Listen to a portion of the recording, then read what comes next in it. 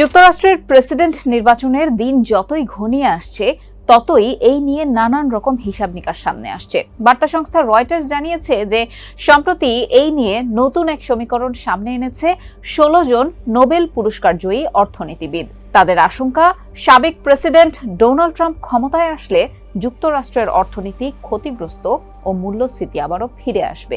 এক চিঠিতে এই নিয়ে সতর্কতার কথা বলেছেন তারা।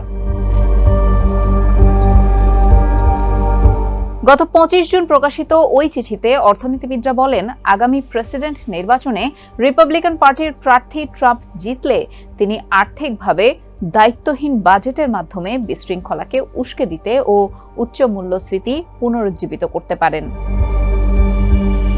চিঠিতে আরো বলা হয়, অর্থনৈতিক সাফল্যের সবচেয়ে গুরুত্বপূর্ণ নিয়ামকের মধ্যে রয়েছে আইনের শাসন প্রতিষ্ঠা, অর্থনীতি ও রাজনৈতিক নিশ্চয়তা। অন্যান্য দেশের সঙ্গে গভীর সম্পর্কে আবদ্ধ যুক্তরাষ্ট্রের মতো কোনো দেশের জন্য আন্তর্জাতিক আইন অনুসরণ করা এবং বহির্বিশ্বের সঙ্গে স্বাভাবিক ও স্থিতিশীল সম্পর্ক বজায় রাখাও অপরিহার্য। কিন্তু ডোনাল্ড ট্রাম্প তার পদক্ষেপ ও নীতির অস্পষ্টতা এই স্থিতিশীলতা এবং বিশ্বে যুক্তরাষ্ট্রের অবস্থান হুমকিতে ফেলবে। এই ১৬ নোবেলজয়ী অর্থনীতিবিদ যুক্তরাষ্ট্রের অর্থনীতিতে বর্তমান প্রেসিডেন্ট জো বাইডেনের ভূমিকার প্রশংসা করে বলেন, করোনা মহামারীর পর থেকে মার্কিন শ্রমবাজারের পুনরুত্থানের উল্লেখ করার মতো দৃঢ় ও ন্যায়সঙ্গতভাবে হয়েছে। চিঠিতে তারা বলেন, অনেক অর্থনৈতিক নীতির সুনির্দিষ্ট বিষয় নিয়ে আমাদের প্রত্যেকের আলাদা আলাদা মত রয়েছে, কিন্তু একটা বিষয়ে আমরা সবাই একমত যে ডোনাল্ড ট্রাম্পের চেয়ে জো বাইডেনের অর্থনৈতিক কর্মসূচি অনেক ভালো। বাইডেন তার শাসনামলের প্রথম ৪ বছরে দেশের অর্থনীতিতে বড় বিনিয়োগ বান্ধব কিছু আইন পাশ করেছেন। এর মধ্যে অবকাঠামোগত উন্নয়ন, অভ্যন্তরীণ উৎপাদন বৃদ্ধি এবং জলবায়ু পরিবর্তন মোকাবেলা সংশ্লিষ্ট আইন উল্লেখযোগ্য। সম্ভবত এগুলো উৎপাদন ক্ষমতা ও অর্থনৈতিক প্রবৃদ্ধি বাড়াচ্ছে, দীর্ঘমেয়াদী মূল্যস্ফীতির চাপ কমাচ্ছে এবং নবায়নযোগ্য জ্বালানিতে স্থানান্তর সহজ করছে। যুক্তরাষ্ট্রের সংবাদভিত্তিক ওয়েবসাইট এক্সিওসে প্রথম এই চিঠির বিষয়ে খবর প্রকাশ করা হয়। যে কজন নোবেলজয়ী চিঠিতে সই করেছেন তাদের মধ্যে কলাম্বিয়া বিশ্ববিদ্যালয়ের অধ্যাপক জোসেফ স্কিডজলিস, ইয়েল বিশ্ববিদ্যালয়ের অধ্যাপক রবার্ট শিলার ও স্যার অ্যানগাস ডিটনও রয়েছেন।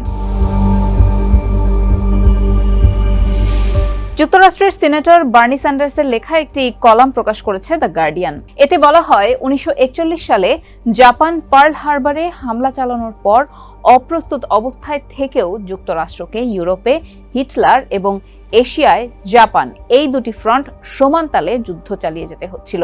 তখন বিশ্বে গণতন্ত্রের ভবিষ্যৎ হুমকির মুখে পড়ে গিয়েছিল।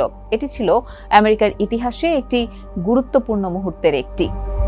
বার্নি স্যান্ডার্স বলেন, ২০২৪ সালে এসে আবারও আমেরিকার ইতিহাসে একটি গুরুত্বপূর্ণ মুহূর্ত হাজির হয়েছে।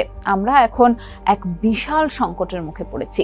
এই সংকট যদি মোকাবেলা না করতে পারি তাহলে আমাদের ভয়াবহ পরিণতি বরণ করতে হবে। এখন আমেরিকান জাতি উন্মাদের মতো অলিগার্কির দিকে ছুটছে।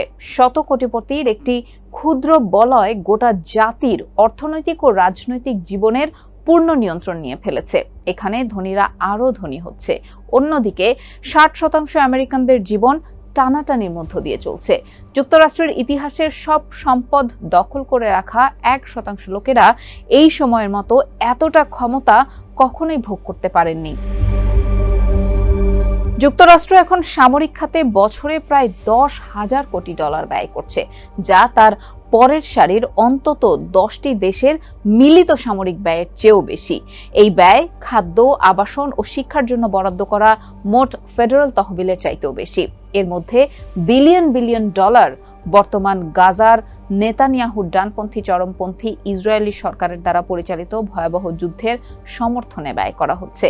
সুতরাং চোখ বুজে বলে দেয়া যায়, আমরা আমেরিকার ইতিহাসে আরেকটি গুরুত্বপূর্ণ মুহূর্তে আছি। এই অবস্থায় আমাদের প্রতিক্রিয়া কি হবে বা কি হওয়া উচিত? আমাদের অবশ্যই ২০২৪ সালের মার্কিন নির্বাচনে সক্রিয়ভাবে ভূমিকা রাখতে হবে, কারণ এই নির্বাচনের সঙ্গে আমাদের সবার জীবনযাপন ও ভালো থাকা মন্দ থাকার প্রশ্ন জড়িয়ে রয়েছে।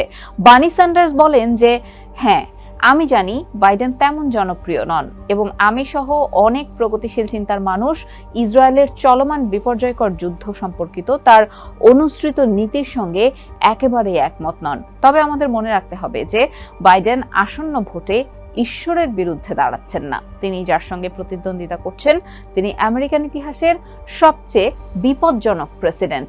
ট্রাম্প যদি পুনরায় নির্বাচিত হন তাহলে তিনি আগের চেয়ে খারাপ আচরণ শুরু করবেন। সেই দিক থেকে তুলনা করে বলছি, বাইডেন যে কোনো বিবেচনায় ট্রাম্পের চেয়ে 1000 গুণ ভালো হবেন।